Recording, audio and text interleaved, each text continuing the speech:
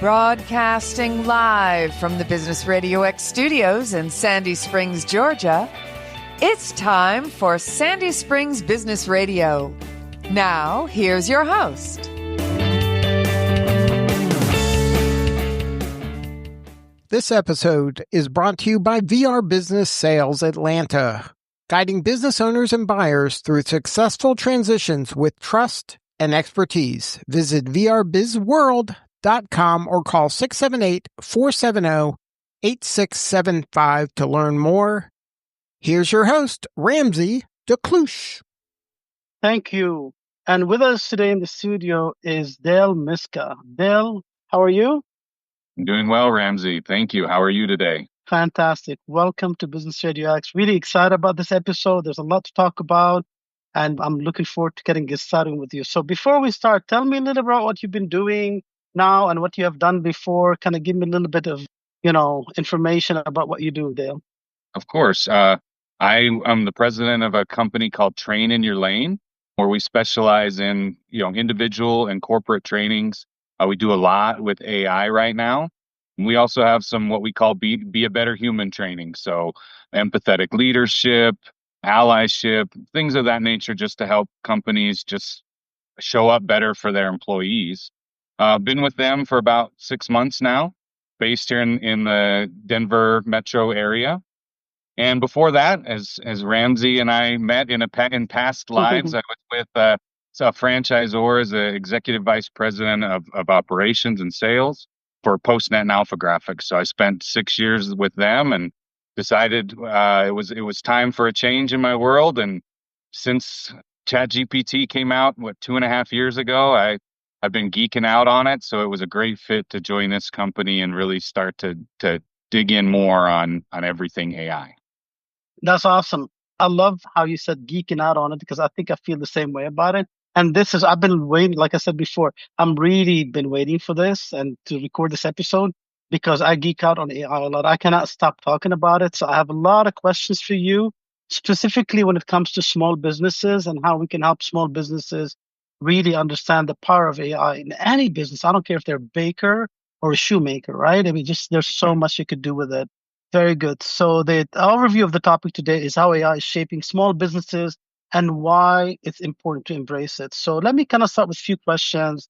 Many small business owners feel overwhelmed with AI, right? So they know they should be using it, or they probably heard of it, or some of them may not have heard of it, but they don't know where to start. What is your advice for taking those first steps without getting lost in the tech? Great question. I think the best place to start is to just start. Honestly, get into one of the tools, get into ChatGPT, get into Claude, spend the $20 a month because it's just better. You'll get your money back. And I think where people get frustrated at first is they think of it as a Google search, and they put in the same thing they put in a Google search and don't necessarily get the results that they are looking for or hoping for. Mm-hmm. So we teach in our entry-level class or our beginner class, the structure of prompting and really helping people understand that it's not a Google search and that you have to work with it. It's like working with an employee, quite frankly. You have to be clear on the instructions and give them context and tell them what they're trying to do. And one of our things we always tell is you need to tell it to do better when it doesn't do what you want it to do. So it's definitely, I think small business owners really across the board, people have heard a lot about the scariness, of the security issues or security concerns. I wouldn't say issues, concerns. I think another piece is, they've seen Terminator at some point. And machines are going to take over the world. And I mean, there's bad actors everywhere in everything. I like to think there's more good people than bad people in the world. And, there are going to be people that try to use it again, for bad, but I think good will prevail, so to speak. Dale, you said something that I got to go back to. Structure your prompt. Is that trademark? Because I think you should trademark it. I think it's very, very important. I mean, every time I talk to somebody about AI, and I try to talk about it as much as possible to understand, what level people are getting help with AI and all this stuff. one of the things is I try to help them with this whole idea of structure your prompt, right? Because if you don't structure it, you trash in, trash out, I call it, right? So you don't really get what you want out of it. Amazing. What are there specific? I mean, I'm new. I'm new business owner. What specific AI tools should I start with? What?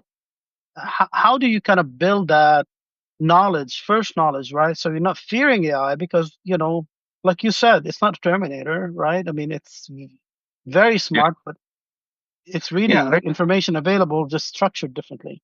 Yeah, I think uh, the obvious ones are the chat GPTs of the world. I think the models are changing so much. We had all the news last week of DeepSeek R1 getting released and how it took China a lot less money to build the model.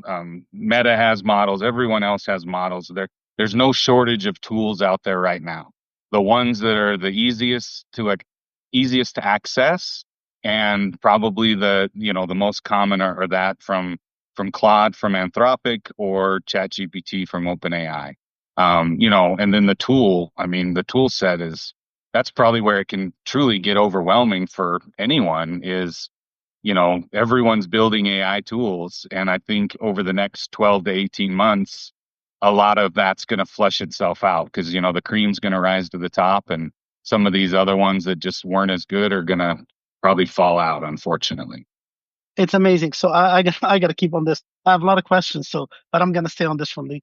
You talk about the AI platforms, right, and then the tools, and I don't think people understand the difference between AI platforms and tools. Can you expand on this a little bit? Because it's very important. Because what I'm gonna do is kind of like having friends share kids share information, what I use, what I use. I really am gonna go through the session for a second, but can you expand a little bit about the platform and the tools? So yeah, there's the LLMs, the large language models, and those are ChatGPT, Claude. Meta has one called, theirs is called Llama. Google's is called Gemini. And there's numerous out there. Those are, as you would say, the platforms they're the ones spending the money on the data centers, learning from the internet and consuming publicly available information. It's supposed to just be publicly available information, but that's debatable for people on much smarter than I. There's a lot of lawsuits out there, and then there's also image generation ones where like Midjourney or what's the other one I'm thinking of? I just lost it. Lexica that we talk a lot about in our trainings. There's all these tools and these platforms, and then there's tools that leverage those models out there as well. Another one I forgot is Perplexity, which is live on the internet. It was the first one to be live on the internet. Now OpenAI or ChatGPT is as well. But where I was going, what I think is an important point to make is it's the buzz, right? Everyone's talking about AI in some form or fashion, and companies are rushing to implement AI tools. But we kind of go through this EAT as an acronym, which is education, adoption, and transformation. A lot of people are skipping to adoption and not getting transformation because they're not educating their workforce or their employees, regardless of the size of the company, are educating themselves, quite frankly. They just think, I got to implement AI, and not learning how to properly do it. And build, if you have a company with, employees, building a culture around that, because you can have people using it and they're not talking about it, which is pretty common right now, or you can bring everyone up to a certain level and teach them how to use the tools, which is really the best way to do it, because those Yeah. companies building that culture, they're gonna surpass the ones that are keeping it at arm's length. Yeah, I see a lot of articles on LinkedIn and other places where they say, well, AI is never going to replace this, you're never going to replace this. And I think they missed it. All these articles have missed it, right, Dale? I believe AI is just your best employee sitting beside you, your assistant sitting beside you as you're working to be more productive. That's how I use it. It's making me more productive, where I can blog and do all the social media within literally I time myself 5 minutes, right? And without this structured, what do you call the structured prompts. I Yeah. couldn't do it, but I learned how to do structured prompts by myself because I thought one question is not enough. You got to keep asking questions, and make sure you're not confusing also, because you really can't confuse AI. So, okay, I'm gonna geek out on you a little bit. What are your top three best used tools on AI? Top three tools.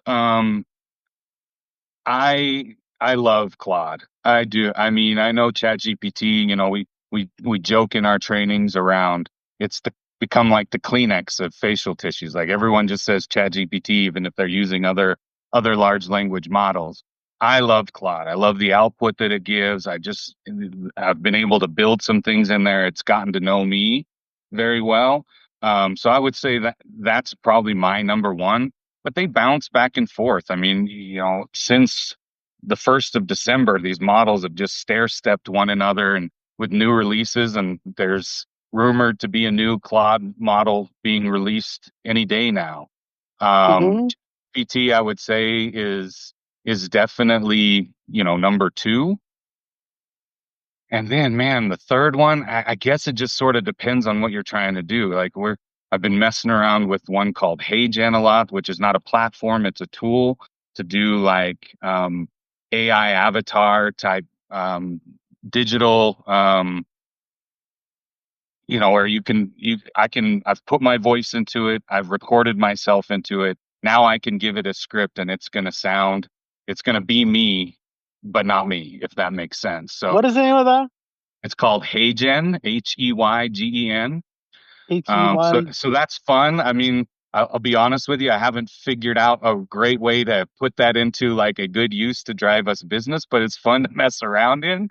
Um, so that's a lot. There's another one that does the same thing called DID, and those are fun to play with. Awesome. For me, no, I got to tell you mine. Chat as a platform, I don't know Claude, but I'm gonna get to meet Claude. But I like ChatGPT. I mean, I'm a huge user. And like you said, one thing that people don't know is once you really get involved in it and use it on a regular basis, it knows you, right? I can ask question, hey, remember this, do this, and it'll bring it all together. So it's really, really cool, right? The second one I like four of them, all for my business. Texter. I don't know if you heard of it, Texter.ai. It really does incredible with blogging and adding videos, adding pictures, all the stuff. So I love that tool. And it's a tool, not a platform, right? So the only platform I use is ChatGPT, the rest of my tool. The other one, which is incredible. So short story is I wanted to buy, for in my business, I got to get list of businesses, right, to go to, right? And everything I found is kicks back 80%. Like if it's info, Zoom, whatever, kicks back 80%. So I thought somebody's doing AI work with it. So I found this company called Invent.ai, INVEN.ai. And I literally can tell it, hey, listen, I'm looking for companies in whatever industry. Owner has to be over the age of 55, ready to retire, and the revenue has to be between five and whatever. And I get all this information. I get the CEO, the president information. I get email addresses. I can see how long they've been in business, how much they've grown, how many people they've, literally everything. So Invent.ai, I highly recommend it for people that are in sales. Incredibly positive tool. And the last tool I have is something called Cyber.pro. And literally they write for my business, they write a confidential information memorandum and very professional work they do. It's all based on AI. So for example, if I need to write it, I could be talking to you right now. They take all the information and it becomes my confident. So there's a lot of tools out there for people in every industry and in my specific industry. And I share this information. I want people to use it to be more productive, right? So yeah, I love AI, and I continue to kind of go after AI. So let's talk about something else a little bit, because there's also the other fear of AI, right? We're hearing a lot about secret cyborgs, right? Employees using AI without telling anyone. What opportunities and risks does this present to small businesses or to businesses in general? Yeah, I mean, I think there's an article out there that talks about this, and it really goes to what I talked about a little bit ago on building that culture. There's people out there in your company, if you're not talking about AI, they're probably using it and just not telling anyone, and they don't want to diminish the perceived diminish their personal brand that they're using AI to help them, or the company just is kind of, like I said, keeping it at arm's length. So they're using it kind of on the side.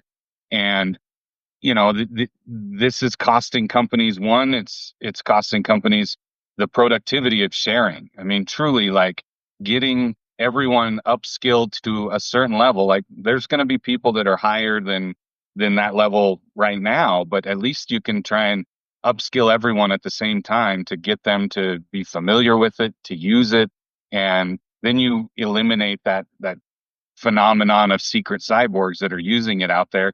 And really the risk, one of the risks to that is if you don't have a policy or what can and can't be put into one of these models, that certainly that puts a company at risk. If someone inadvertently puts in company secrets or numbers, that if it's going into one of those models, that model is going to learn off of it. And how likely is it somebody's going to craft a prompt that exactly says, tell me everything about what Ramzi has done in his business? If you put it in there, that's unlikely, but it will pull from it if someone is looking for similar information. So I think that's Yeah. probably the biggest thing of, the two things for me are you're limiting the potential productivity of your employees and your business, and you're potentially putting the folks that are using it may not be using it the way that you'd want them to. So how should companies, and I'm sure that's part of what you do as well, foster the culture of AI? It's not going to go away. Actually, it's just going to get better, right? Like anything else that starts, people try to kind of hide it and don't use that. And there's a lot of, things like that. But how can companies foster this culture of AI and invite it in, right, without really, well, like you said, destroying the security and controls that they should have? Um, you know, this isn't, the sales plug here is not intentional, but when we go in and train a company or a department, it tells the entire, that entire group of people that it's okay. And that, you can use it. Here's the best way to use it. We have the next level, where we want to go train somebody and then help them build a policy. So we'll train you and then we'll help you build a policy so you can put it in your employee handbook or whatever, piece of material that you have to make sure you've set some guardrails around it for employees to, give them expectations, say it's okay, but here's what to do and here's what not to do. Yeah, great. So I know you work with a lot of businesses. I'm sure one of the things you have to look at is what's the return on investment, right? I mean, how does AI give me return on investment? Do you have any good examples, and how should businesses, specifically small businesses, look at the return on investment with AI? There's a lot of studies out there. One that we tend to lean towards here more recently is if you think of if you save each employee 1 hour per day, that's 5 hours per week. And if you assume a 50-hour or a 50 week work year, that's 250 hours per year per employee. It's conservative. If your average fully loaded employee is $50 an hour, it's not hard to do the math. And even if you take a lower adoption rate and apply it, it's real money. I mean, if you pay to have a good company come in and train your employees, you will see the return. Now, one thing we always start our trainings with is, that one of that pieces of fear is AI is going to replace me.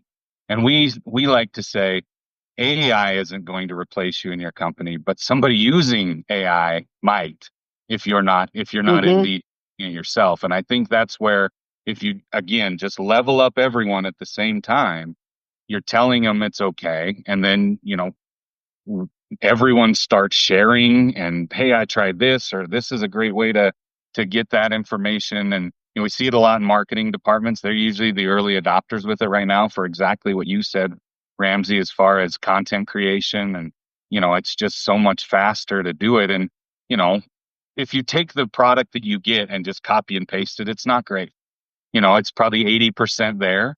it's good to take it and personalize it, make it your own, and so it's not just copy and paste from AI. You can train these models to do pretty darn good, but initially you got to do the work to get them there. That is exactly right. Yeah. Do you have any good examples of companies that you really have seen transform since you've been in this industry, transform their business, and what was the outcome? We certainly have worked with several clients that and that always want more. That's the really fun thing is we'll sit in a training, and typically our trainings are done over Google Meet or Zoom, and we ask people to keep their cameras on, and you'll see like we'll cover something. You can see the reactions of people, or they're playing with prompts that we give them, and they're seeing the output because they've never used it before. So the use, the clients that we've seen that have truly not just sent one person to one of our classes, but trained their entire department or their entire company, they continue to want more. They want to keep leveling up because things are changing so fast. And the feedback that we receive from, the decision makers that are hiring us is, it's changed how we do business. Everyone's talking about it. Everyone's using it. And the fun thing is when people realize that it's not just, you don't just have to use it for business. You can use it at home too. I mean, I used it to help fix my microwave a couple weeks ago, or, do meal planning and put in, like I have 2 young children that have very different palates, and help me plan out 5 days of meals with recipes and a grocery list, and it'll do that. So that's the fun thing of, yes, there's such great business aspects to it, no question. But it's really cool when you start seeing people apply it to their daily lives. And, is the ROI there? I said, early on, pay the $20 for the pro versions or the plus versions of the models, because you're going to get it back relatively. Yeah, I think you're right. I think one thing that stands, it takes time to learn it, and not learning it. I mean, learning it is easy. Just ask a question, right? Start with asking a question. But I think the on purpose prompts and asking the next question are very important. So you got to really learn how to ask a question. And then once you see the outcome, what's that next question? So you got to be a little bit curious about what this model could do for you, to kind of continue to ask questions to get to the, root of what you're looking for. And Dale, I'm like you, I literally use it for everything. I mean, I don't know anything. Short story, I want to get back into golf, and I say, I haven't played in 20 years. So said, hey, ChatGPT, what are some really forgiving, golf clubs for new players? And they gave me a list. Okay, well, here's kind of like where my speed is based on what I did last time.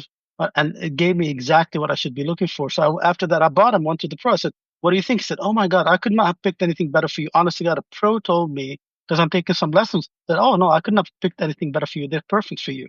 So you can really, and again, this is probably silly that I did it. It's lazy. I didn't want to go to the store and get fitted for perfect. So I did it just online and order them online. But, you could do it more fun way than I did it. But you can really get to the bottom of a lot of things with these tools. That's awesome. Absolutely. Absolutely. Dale, tell me a little about your company, because I know you guys serve a business of all sizes, but how can I really do focus on a small business. I really have compassion and passion for small business, and because I see them a lot, and in a different episode we talked about it, where they work in the business or on the business, right? I mean, they always working in the business. They're the best technician for any business, right? They're the best engineers for their business, but they're really not working on the business. And I find it with AI, you can really, some of the things that you should be doing can be handed to AI to help you, right, with your assistance. And the best podcast I heard last week, and I forgot the name of the podcaster, he said, AI is really your best executive for small business, the best executive. And I thought that was genius, because for me, like I don't know a day that I don't spend hours creating or doing something with AI. Right? I agree. I pride myself on how many times a day I can run out of tokens. Yeah, I've done that. I've done that with everything. I use Auto AI for, for Zoom, and then I send it out to my clients. Like, here's what we talked about. Like, They think I'm really that attentive. I'm not. I don't have that attention span. But our AI actually doesn't. He does have the attention span, so he It helps me a does. lot, right? So Absolutely. yeah. So tell me, like how. Tell me a little bit about the company, and tell me how do small business engage in something like this, and maybe you guys have classes, and maybe you haven't thought of like for multiple people to kind of come in online and learn a little bit about AI. Absolutely. I'd love to hear more about that. So we do it in a couple different ways. I mean, you and I met, in our past lives in the franchise space. So a lot of our clients are franchise brands, both on the franchisee side and the franchisor side. But we kind of approach business in two different ways. So we have our individual classes that we run quarterly, AI 1.0, AI for franchise development, marketing, so on and so forth, AI 2.0. A list of classes that we just offer for anyone that wants to sign up. So that's really a great opportunity for a small business owner to level up. Go and just join one of these AI. They're all live. They're not recorded. So we're facilitating them live, answering questions. People are engaging from different companies and backgrounds and sharing ideas and things like that. Those are there. Then we have our enterprise training. So a lot of times someone will take the initiative themselves and join one of our individual classes and then go tell their company we need to do this for everybody, and then they'll hire us to come in and do either live or virtually, come in and teach them on AI. So we've got a really good client right now that we're training their entire company on AI 1.0. We're training their marketing department on marketing, and then we're training their franchise development department on franchise That's development awesome. with AI tools. So there's a lot of ways to engage with us. I would say for a small business owner that doesn't only has a handful of employees, sign up for one of our individual classes. It truly is. The feedback we get is unbelievable. And people just taking it and saying it's not as scary as I thought it was. I mean, I think that's the biggest takeaway is our trainings are very approachable. First of all, we say it's just humans learning from humans. And then, but then they realize that AI is pretty approachable too. It sounds scary from, Terminator or Minority Report or any of those movies out there that Yeah. came out in the 80s and 90s. Yeah, and AI is industry agnostic. When you ask questions, it doesn't care what industry you're in. It's going to give you some information. So you don't really have to go to somebody in your industry or whatever and learn AI. You can really learn it just once you get the hang of it. It's like anything else. You just have to kind of continue to practice. But hopefully these two vows, you're not shamed for using these two vows because I hear that a lot. Like, oh no, we don't use AI. We do it the old way. We spend an hour or a day working on something that actually takes me maybe an hour to do, in my office. So, and I see that a lot in my industry. It's a very antiquated industry. So when I started this company, I thought I'm going to use AI for everything. I'm not going to allow anyone to shame me for using AI. Actually, I'm going to be vocal about it and teach people how to use it. So hopefully that continues. So, okay, It's a what is the great future? it's a great way to scale a business. I mean, truly, if you start using it, you'll use it as you've seen with your business. You'll scale faster and without as much, capital investment or human capital investment. You'll be able to do a lot more with less. Yeah, you know what? I mean, three things every business needs, right? You need assist somebody to help you take away from you all the stuff that you don't want to do, right? So you need an assistant. Then you need somebody to do marketing for you. And then you need somebody to do sales. That's when you know you have time when somebody do a sale for you. And then the fourth is to kind of work outside the company so you can actually build more on the company, right? These four things. Well, I already eliminated two things, right? I mean, That's right. my assistant is AI. Now, my marketing is also through AI. I build it through AI. Sales, I still have to do myself, which is right now great. But eventually, once I build my team, I can get out of that and actually just focus on how to build more. So, and without hiring two people, just myself and AI tools that I use. And you're right. I paid the $20 here, the $20 there. That's fine, but total, it costs me a lot less than hiring two, three people working. And then if they don't work out, I got to let them go or whatever it is, coaching, all the stuff. So for small business, I found it to be invaluable what we could do with it. What's the trend for AI? So we can close this up. What's the trend for the AI in the next 2-3 years? Where do you see it going, Dale? I mean, I think the only way I can try to wrap my brain around AI is another revolution, the industrial revolution, the internet, things like that. This is the next kind of big revolution. And I'm not trying, I don't think that's even overselling it, quite frankly. I think where it's going in the next few years is it's going fast. I mean, just the way these models are growing and changing. And, if you're an NVIDIA stockholder, you can see how much their stock has changed because they're the ones making the best GPUs in the world that run in these data centers. It's going to get to a point just like the internet is for us today. You can't do business without it. I mean, truly, you can't have a true business presence without some sort of presence on the internet. I don't think you can't compete one-to-one with a company that's using AI effectively to a company that isn't using it at all. That one that's using it effectively is going to pass them by. So I really think the next couple of years are just going to be adoption. More and more people are going to realize that it's unavoidable, and then start to get in there, get trained, get educated, and get on, get going in it. Quite frankly, because it's coming, and I don't think it's stopping anytime soon. And the only place in the world that's trying to slow it down right now is Europe.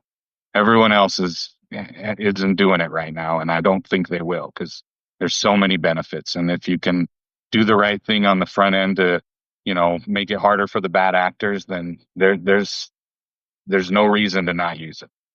I agree with you. And I really do believe that the tools we're going to see out of AI are going to continue to grow, right? We have platforms, we have very strong platforms. I mean, I think now I use ChatGPT more than I use Google, actually. And I actually, one day I looked at it and said, wow, I'm looking for things on ChatGPT and not Google. So, yeah. But I think the tools next, like, all the way from financial tools all the way to graphic tools, anything you want. I think that is going to continue to grow, and a lot of platforms are building on that. Sometimes the tools, the prices are a little bit higher, and they will drop as more entrants would come into that market.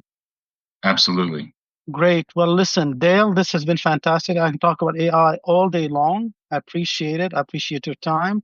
And anything what do you think? Anything you want to kind of close with? Please, it's your time.